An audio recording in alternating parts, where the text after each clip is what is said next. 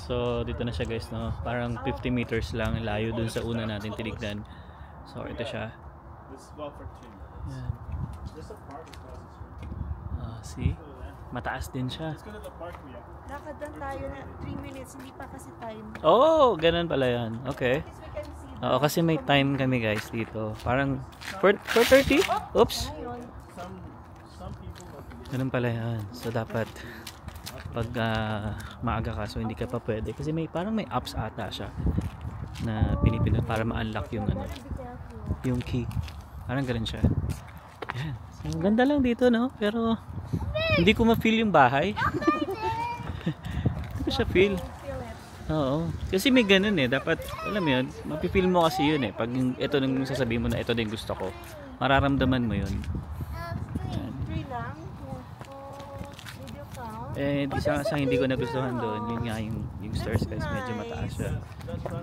Medyo delikado siya sa bata. Ito pala maganda din dito guys, no? Yan, ito yung katapat, playground na. Sayon! No! Yeah. For example, the gas line's inside and there's a fire. Yeah. CPS does not need your permission Okay. Yeah. to kick it open.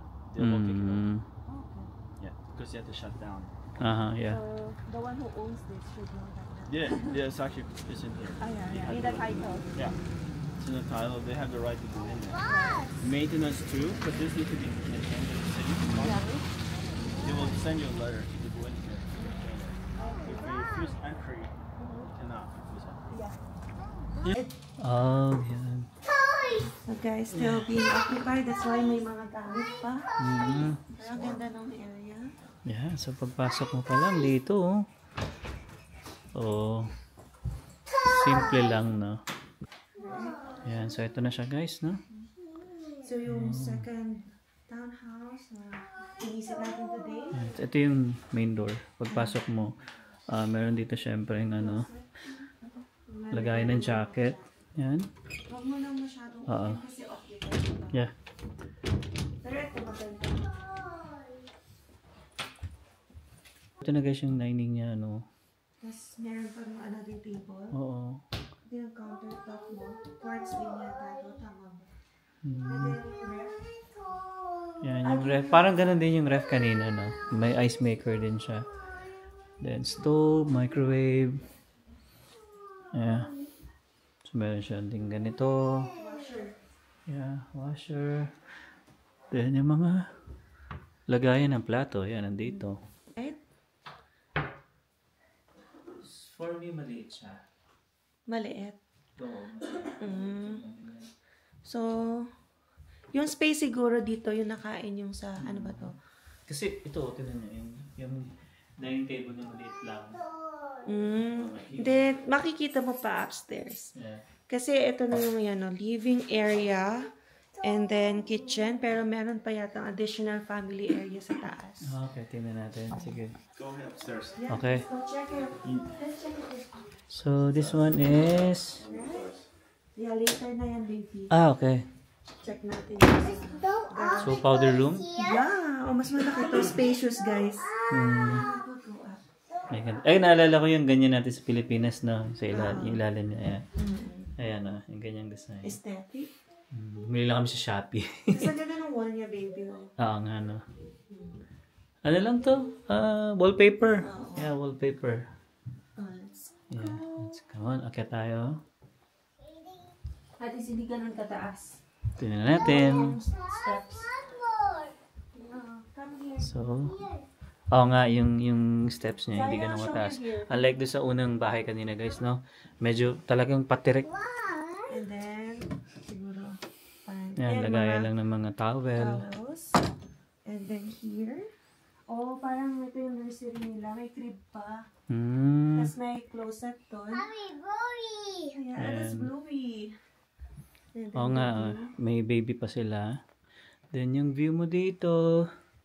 Yan yung sa harapan kanina, guys. Yan tayo dumaan kanina. Yan. Bibi, ang ganda nitong upuan na to. Siyempre, kukunin to ng may-ari. Siyempre. Pero maganda to. Panghele talaga. Yan. Nice. Okay, let's go. Ito yung first room, no? Then, Ano daw to eh, 3 bedrooms, guys. So, okay. nandito Then, yung- ito yung washroom, syempre. Yan, yung bathtub nandyan. Yeah, typical na washroom. Yeah. Yeah. So, wala siya yung katulad nung nakita natin na may mga drawer pa siya cabinet. or cabinet na lalagyan ng mga Pero ano, towel. maganda din dito, no? Parang bago din. yeah. And Then then, next, ito na yung master's bedroom. master's bedroom. So, dalawa yung bedroom sa second floor. Sakit Tapos, natin. may CR siya sa loob. Big and spacious. Mas malaki yung CR dito. Oo, kasi Buksan natin. master ka kasi eh. Diba? Ganda niya.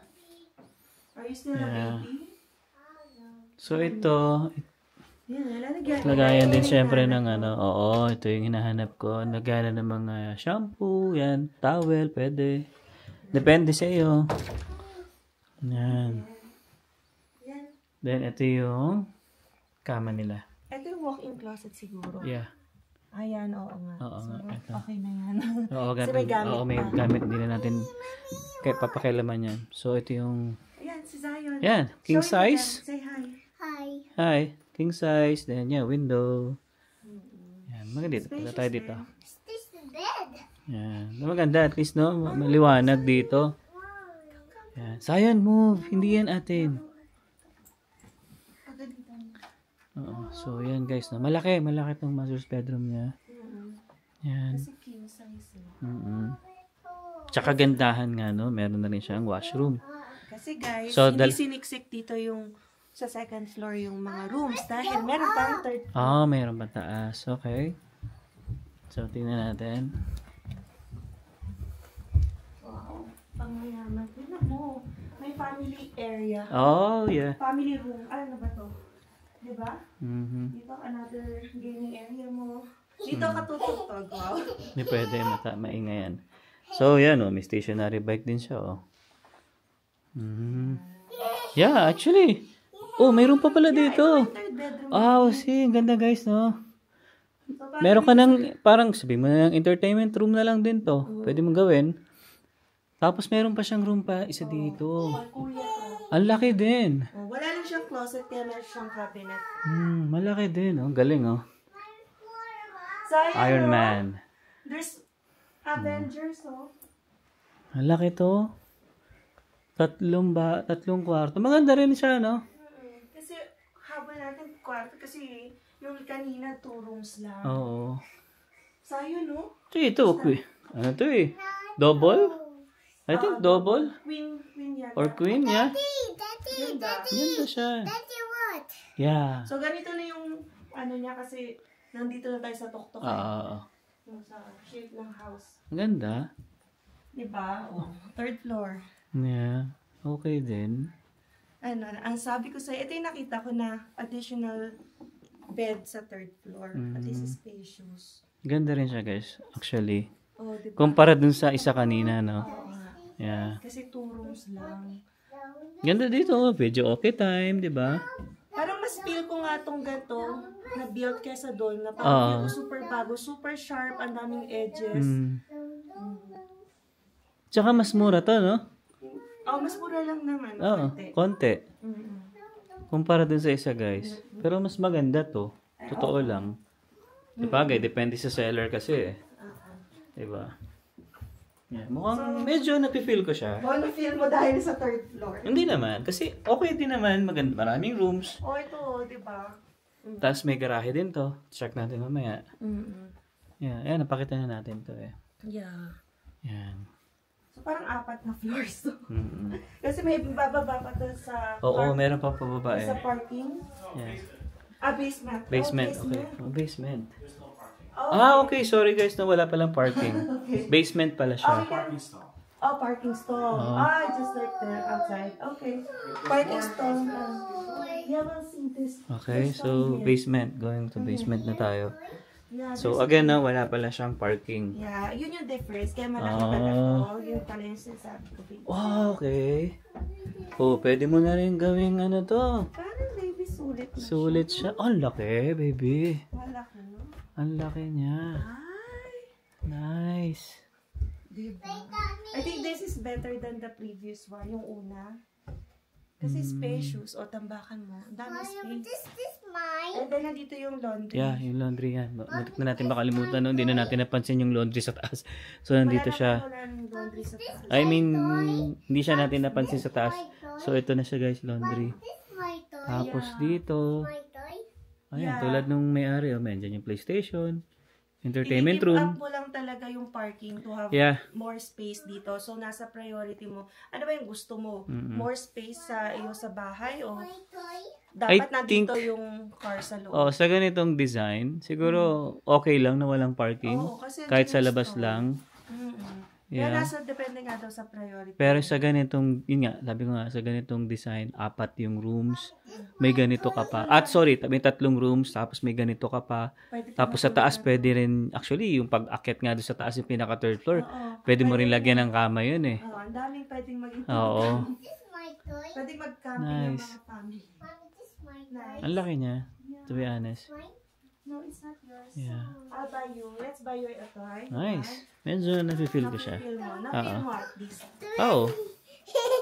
Natuwa ako kasi ang daming rooms. Sulit yung Yeah. rooms dito. What? Tapos yun nga, entertainment room. Ayun, ito dyan, may PlayStation 5 siya. Dito siya naglalaro. Depende. At saka ang daming tambakan, no? Mga stroller ni Zion. Siyempre, hindi mo mawala yung banda if Tsaka ever. hindi mataas, no? Kasi Oo. minsan yung ibang mabababa.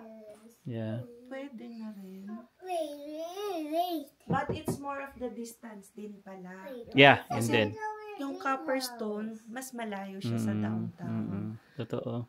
Yun lang. Yun lang yung medyo, ano yan ito, yung mga negative side. i-consider mo. Yeah. This one. Yeah, Pero maganda later siya. we have in the home. Alright, so akit tayo. Kausapin natin si ano. Si Daniel. Let's go. The gnome. Ayan guys, nakasakay na tayo sa sakyan dahil natapos na natin ang pagtutour again. So what can you say about the 2 townhouses, baby? Wait. Ano muna tayo? Okay. So yung unang bahay guys, hindi ko talaga siya ma-feel. Kasi alam niyo yun, di ba mararamdaman mo naman kasi yan kapag sasabihin mo, ito na yung gusto ko talagang bahay. No? Kasi ang ayaw ko nga talaga doon yung stairs. Tsaka- Sobrang taas. Delikado sa Mataas, bata. tas sharp, edgy. Yeah. Then dito naman sa pangalawa, yun yung medyo nagustuhan ko kasi nga, Very spacious. oo, maraming rooms.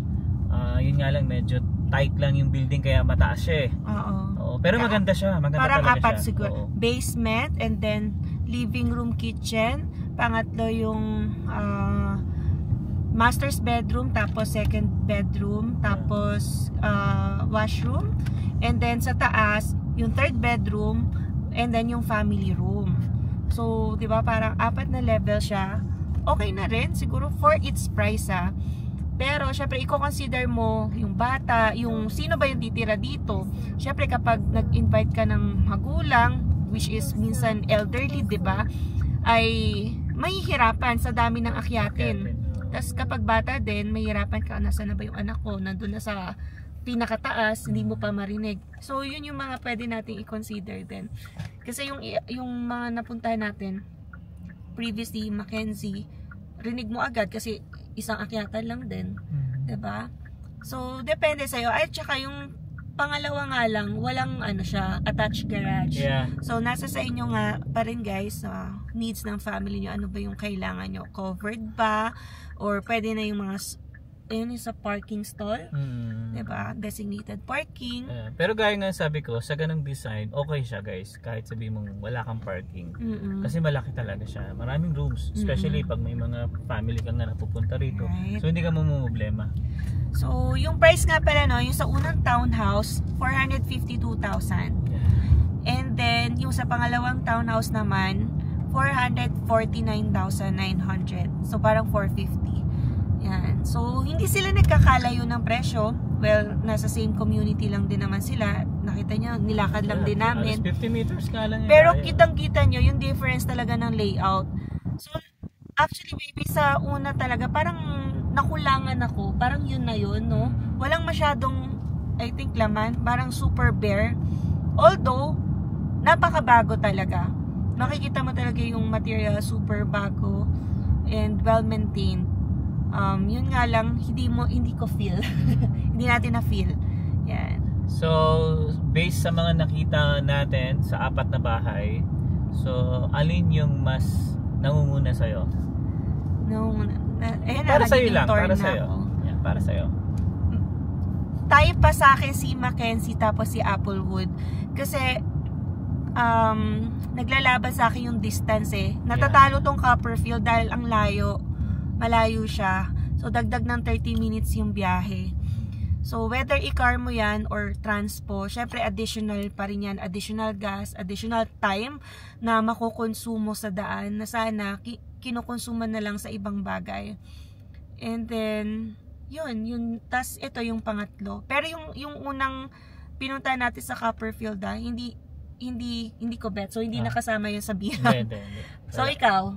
Ako siguro, to be honest, Mackenzie ako. Mackenzie. Kasi yung community. Yung unang bahay na Mackenzie kasi yun yung mas mura eh. Kasi same layout lang naman siya nung isa eh.